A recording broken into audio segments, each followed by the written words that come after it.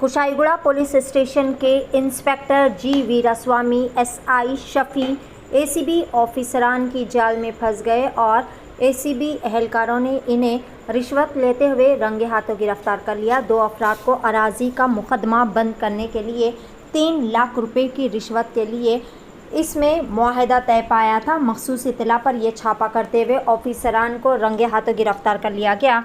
इस मौके पर एसीपी डीसीपी आनंद कुमार ने कहा कि एसएसआई शफी, जिसने ज़मीन के मामले में भरत रेड्डी नामी शख्स से 3 लाख रुपए का मुतालबा किया था और सीआई भी इसमें हिस्सा चाहता था। इस मौके पर डीसीपी आनंद कुमार ने कहा कि इनके खिलाफ मुकम्मल तहकीकात की जा रही है और किसी को भी इस तरह की धांधलियों में छोड़ा नहीं जाएगा, बल्कि तमाम पर सख्त से सख्त कानूनी कार्रवाई की जाएगी। पेश है DTV9 की यह खुसूसी रिपोर्ट।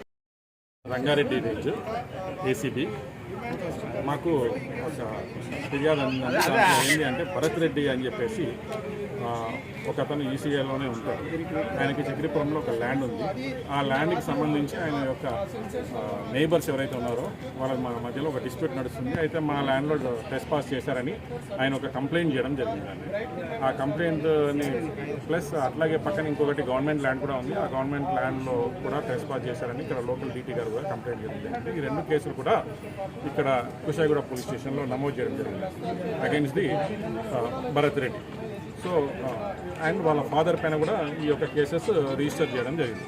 సో ఈ 2 కేసుల్లో భాగంగా 41 ఇయర్ నోటీసెస్ ఇష్యూ చేస్తాము అని చెప్పేసి వీళ్ళు చెప్పడం జరిగింది. అంతలోనే కంప్లైంట్ హైకోర్టుకి అప్రోచ్ అయ్యి ఆనరబుల్ హైకోర్టు యొక్క ఆర్డర్స్ని తీసుకొని 41 ఇయర్ ఇవ్వాలి అని చెప్పి తెచ్చుకున్నారు. సో దాని తర్వాత ఈ 41 ఇయర్ నోటీసెస్ ఇస్తున్నప్పుడు ఒక మధ్యవర్తి కూడా ఇందులో ఎంటర్ అయ్యాడు. ఆ మధ్యవర్తి పేరు ఉపేందర్.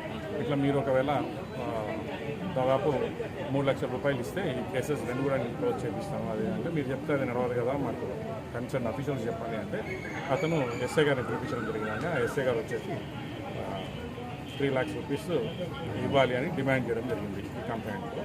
దీంట్లో మరి మన ఇన్స్పెక్టర్ గారి గురించి అడిగితే ఇన్స్పెక్టర్ గారిని నేను చూసుకుని ఆయన కూడా ఇందులో పాత్ర ఉంది, ఆయన కూడా డబ్బులు ఇవ్వాల్సి వస్తుందని ఆయన చెప్పడం జరిగింది. దాని తర్వాత కంప్లైంట్ కూడా కలిసినప్పుడు ఈ విషయం అతనికి నిరూపణ అయింది. దాని తర్వాత ఈ వచ్చి మాకు ఫిర్యాదు చేయడం జరిగింది. ఇట్లా 3 lakhs రూపీస్ డిమాండ్ చేస్తున్నారు, ఒక కేసు మాత్రమే క్లోజ్ చేస్తా అని చెప్పి వాళ్ళు చెప్తున్నారు అంటే దాన్ని బేస్ చేసుకొని ఫిర్యాదు మేరకు ఈరోజు 3 lakhs రూపీస్ ఈ యొక్క ఇన్స్పెక్టర్ ఎస్ఐ వాళ్ళ ఏజెంట్ ఉపేందర్ అనే వ్యక్తి ద్వారా తీసుకుంటున్నప్పుడు అనేది పట్టుకోవడం జరిగింది. సార్ కంప్లైంట్ ఎప్పుడు ఇచ్చారు? ఇది మాకు రీసెంట్గానే ఇచ్చారండి, కొన్ని రోజులు. అంటే పిఎస్లో కంప్లైంట్ ఎప్పుడు ఇచ్చారు వాళ్ళు? 19th April.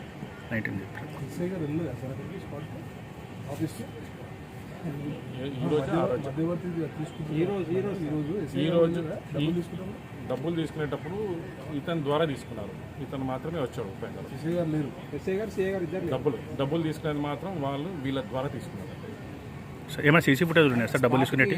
ఉపేందర్ వచ్చింది కానీ ఎస్ఐ సిఐ రాలేదు. స్పాట్ డబ్బులు తీసుకునేటప్పుడు మధ్యవర్తి అతను ఏజెంట్ ద్వారా తీసుకున్నారు. సార్ డబ్బులు తీసుకునేటప్పుడు సీసీ కెమెరాలు ఏమైనా ఉన్నాయి సార్? సీసీ ఫుటేజ్ ఎస్ఐ గారు వచ్చారా? స్పాట్లో ఉన్నారా? ఆఫీస్కి వచ్చారా అని అడుగుతున్నాం. అదే చెప్తున్నాండి, వాళ్ళ ద్వారా ఇతను వచ్చి తీసుకుంటున్నాడు వాళ్ళ మధ్యలో. ఈ రోజు డబ్బులు 3 లక్షల రూపాయలు ఇచ్చేటప్పుడు ఈ రోజు డబ్బులు ఇచ్చినప్పుడు ఆయన లేరు కదా, ఎస్ఐ గారు లేరు, ఎవరు లేరు. ఇతను ఉన్నాడు, అతనికి మాత్రమే ఇవ్వమని చెప్పేసి ఎస్ఐ గారు చెప్పడం జరిగింది. ఇంకా నేను మళ్ళీ మిమ్మల్ని కాంటాక్ట్ చేయను, ఇతనికి మాత్రమే నా తరఫు నుంచి ఇవ్వాలి అని చెప్పి ఎస్ఐ గారు చెప్పడం జరిగింది. దాని ప్రకారం అతను తీసుకున్నాను.